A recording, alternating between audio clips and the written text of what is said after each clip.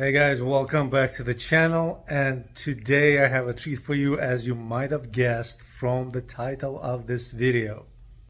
Today I have DJI Mini 3 Pro, and first impression, this box is freaking tiny. It is probably the smallest box I've ever held in my hands that had a drone in it. So this box is insanely small. So we're gonna do an unboxing. Do have my trusted knife here with me, so I'm gonna open this up and I'll show you what's inside. I still don't have the holder for my phone, so gotta do what I can with what I got. Okay, I'm gonna be very careful because, surprisingly, it's my second new drone this week. I recorded another unboxing earlier. I haven't published it yet because there was a problem. So that will be published later on the channel. Let's see.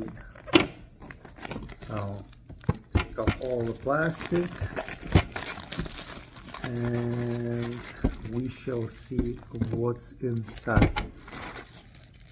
It's interesting how it shows you where to open it with the green little tab.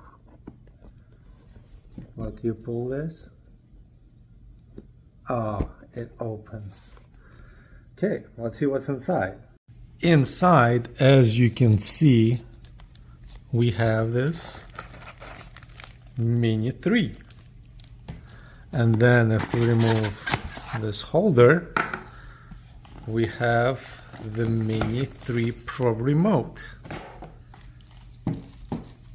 And then we have this box that probably has everything else in it. So, and then we got some silica gel. So first I'd like to see what's in this box, other than the manuals. Okay, come out, you can do it. Okay. So, we have a ton of manuals printed on the cheapest paper possible. So, and this is, I don't think they do a Fly More combo yet for, that comes in the box, like other drones. You can buy a Fly More combo separate. Share the skies, what is this? Rules, look at that, rules. They already teach you the rules of flying, no fly zone. So rule number 1, no higher than 400 feet. Rule number 2, stay a safe and considerable distance away from people and buildings. Rule number 3, don't fly over private land such as farms or houses unless the owner says it's okay. This does not apply in the US. You can fly over houses, you can fly over farms, you can do those kind of things because FAA regulates the airspace, not the landowners. Keep your drone in sight at all times. Yes, line of sight rule, we all know that. Stay 4 kilometers away from anywhere aircraft are landing or taking off. In the United States, it's actually 5 miles from the airport. Minimum of 5 miles. Sometimes it can be 10 miles.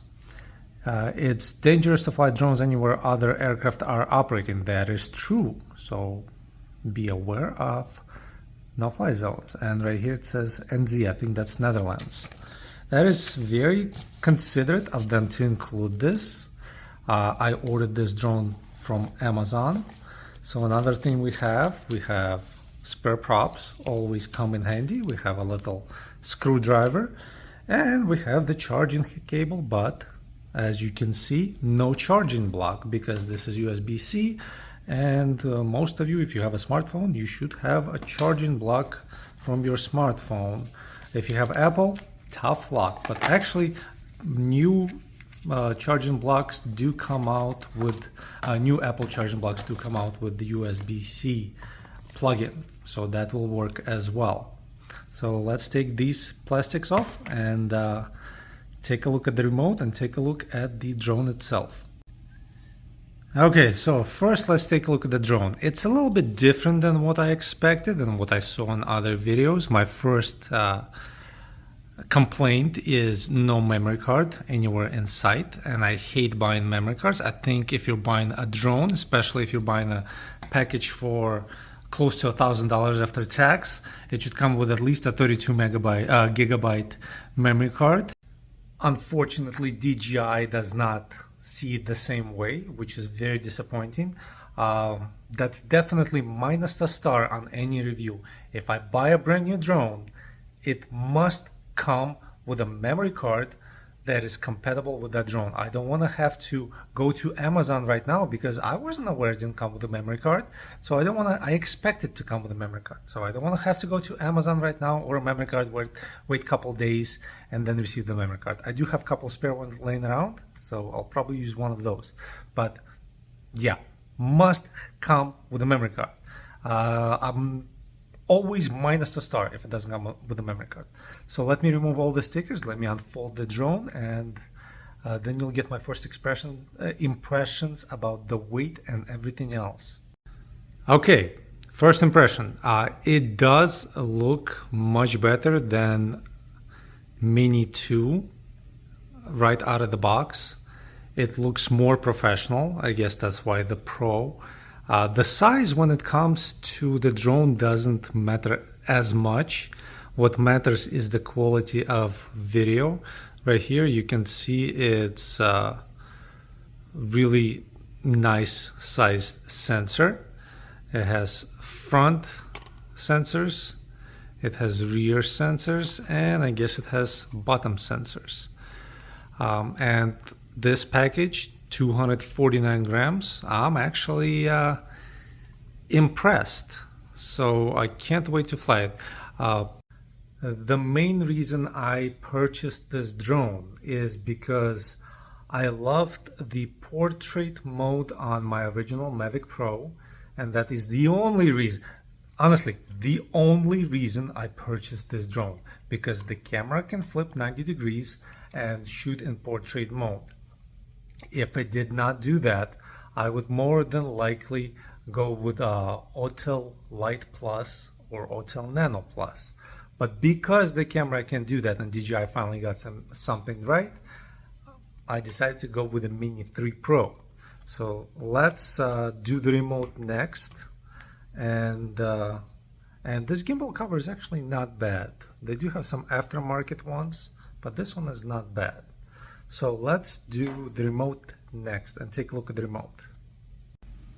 Before I power this on, let's take a look at the sticks. So the sticks are actually fantastic on this remote. The grip on them, the hold on them with your finger, they are a bit difficult to install, and they're probably fairly easy to lose. So if what I'm gonna do, and again, very upset with DJI not doing this and not providing an extra set of sticks in the package. It's a must. Honestly, I would take off another star just because of this. I'm not going to, because I went online and you can order sticks for these fairly easy. So I'll probably just order a set, which set me back about $10–15. But it's a must. When you're spending $1,000 on a drone, you expect memory card, sticks, extra sticks. So before I power on this remote, let me show you this. So here's the main difference, I think, with the standard RC. First, it does take another memory card right here in the bottom of the remote. So I have to spend money on another memory card, which it doesn't come with. You have separate buttons for video and photo, which is very convenient. You have two rollers, which is also very convenient. And then you have two control buttons, C1 and C2, which are programmable. Also very convenient. So my first impression of this remote, and it's supposed to be, I think, 700 lumen or 700 nits. I'm not even sure what they're calling it. The display, my Pro remote, which I have for my Mavic 2 Enterprise, that has 1000. So remote should be quite bright. And again, if I can use a remote without using my phone, it's just a plus in my book. So again, the kit came with the remote. It did not come with a memory card. So basically, let's figure this. I take another star off for not having memory card. Well, one for not having memory cards, another for not having extra set of sticks. But because I am able to use the remote without having to use my phone, we were down to 3 stars. I will add a star for that because that was good planning. Make a remote that works with the mini drone, and I don't even care if I can't use it with any other drone. That's a plus in my book. So currently we're at 4-star rating for this drone. So let me turn this on. Let me go through the initial, I guess, activation, and we'll do the first indoor flight and hopefully not crash it on the first day. As you can see, everything is charging. I did forget to mention that the color is a very pleasant gray. So actually the color DJI really got right on this package. This is charging the remote. This is my Apple MacBook Air brick. So that works with the remote, and I'm sure will work with the drone. So I have 2 actually Apple bricks that I plugged in both the drone and the remote into. Okay, so remote is activated. The aircraft is activated. The way you do this, and I guess I did it correctly the first time around, is first you power on and activate the remote control, the smart remote control. It will guide you through the activation process. You have to bind your DJI account to it, and then you power on the aircraft, and it's just a simple 1-button activation of the aircraft from the remote control. So the whole process took me about 5 minutes, maybe less. And I can tell you right away, the screen on this remote is fantastic. I'm like loving this screen. It's bright enough. It's just a fantastic combination. So let's get this bird airborne, and hopefully I'm not going to crash it inside the house. I'm still thinking about the DJI Care Refresh or DJI, well, the replacement program, because I think they want like $80 for it. So I'm thinking about it. But right now I just want to get it airborne and see how quietly it flies. So actually, no, I'm going to do it right here, middle of the floor. And hopefully I'm not going to have to snatch it out of the sky. So take off.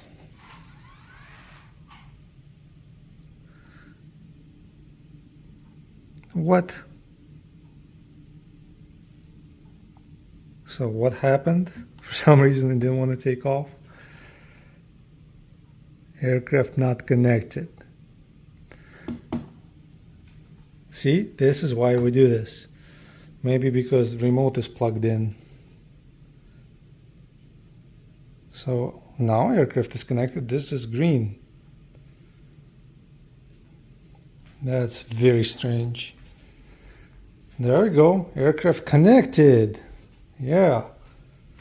Okay, so attempt number 2. I don't know why it's in. Is it in flight control system error?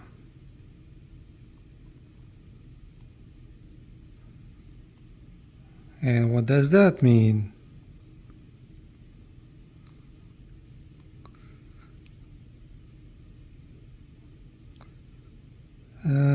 Internal storage.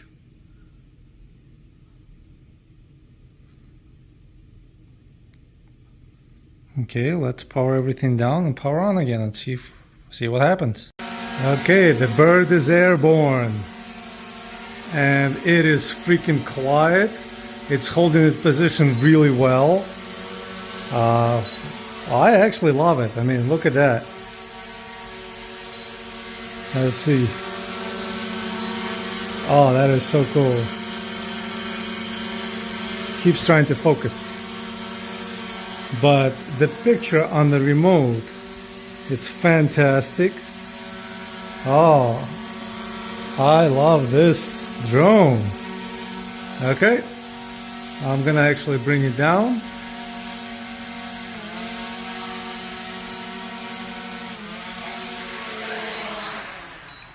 Simple. Okay, so the final verdict. I give DJI Mini 3 Pro as it comes in the box 4 stars. Did have a problem initially. For some reason, didn't want to take off. It took off as soon as I restarted it. Hopefully, I'm not going to have any more problems. I'm definitely going to get the DJI Care for it, just so I don't have these kind of problems. I mean, shit, $1,000 drone. So I'm probably going to get that later on tonight. But very quiet. I'm very impressed with it.